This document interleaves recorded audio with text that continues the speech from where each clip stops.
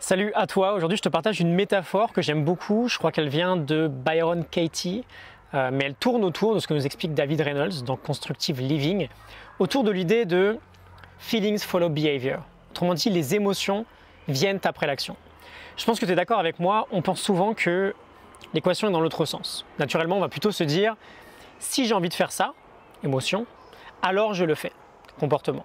Si j'ai pas envie de faire ça, émotion, alors je le fais pas, comportement. Et finalement, quand on a très peu de volonté, on en vient à ne jamais faire ce qu'on n'a pas envie de faire. Et parfois, c'est très problématique parce que les actions qui nous font du bien sur le long terme et qui nous font progresser sur le long terme sont rarement des actions qu'on a envie de faire sur l'instant. Je pense à faire du sport, manger sainement, travailler sur un projet en particulier, etc. etc. Et c'est d'autant plus vrai quand on est dans une période de déprime, quand on est dans une période un peu compliquée dans notre vie. Et c'est là que j'aime bien la métaphore, on a un tas de vaisselle absolument incroyable à faire pour remonter la pente, mais ça paraît tellement difficile qu'on ne le fait pas. Et on reste bloqué au sous-sol du coup. Le message que je te partage aujourd'hui, c'est qu'on veut devenir le type de personne qui passe à l'action, que l'on ait envie ou non. Il faut sortir les émotions de l'équation en fait, et il faut commencer par l'action.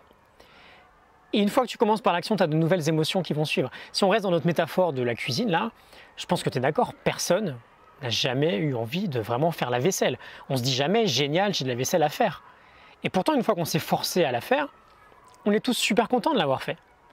Et c'est la même chose pour une séance de sport, c'est la même chose pour un repas très sain ou pour une petite avancée sur un projet.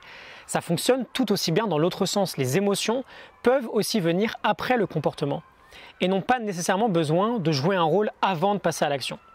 Donc, demande-toi aujourd'hui, si tu es dans une mauvaise passe actuellement, qu'est-ce que tu dois faire en priorité ? Qu'est-ce qui doit être fait en priorité dans ma vie ? Dans le fond, à chaque moment précis de ta journée, tu as une seule chose qui doit être faite. Et tu l'as fait, cette chose. Et tu continues.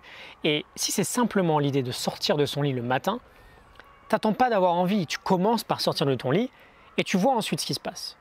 Si tu penses que ça te ferait du bien d'aller courir un peu ou d'aller marcher, t'attends pas d'avoir envie d'aller courir ou d'aller marcher. Tu mets tes vêtements de sport, tu mets tes chaussures et tu y vas sans réfléchir. Et tu vois après coup comment tu te sens.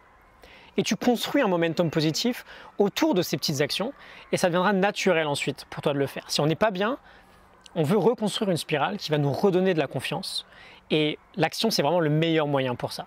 Un petit exemple tout simple, j'étais pas très bien ce matin au réveil, je sais pas trop pourquoi, ça arrive, hein, c'est normal, c'est pas très grave, mais j'avais aucune envie de me mettre devant la caméra là.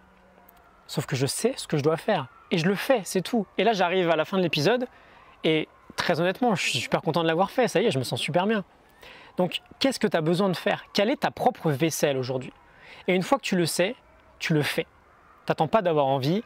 Les chances que tu aies envie de le faire quand tu as le moral à zéro, elles sont aussi proches de zéro. Donc, ce n'est pas une stratégie viable de compter sur sa motivation. Ce n'est pas une stratégie qui va aller dans ton sens. Ok ? 3 petites choses avant de te laisser. Je te mets en description la morning note du livre de David Reynolds, Constructive Living.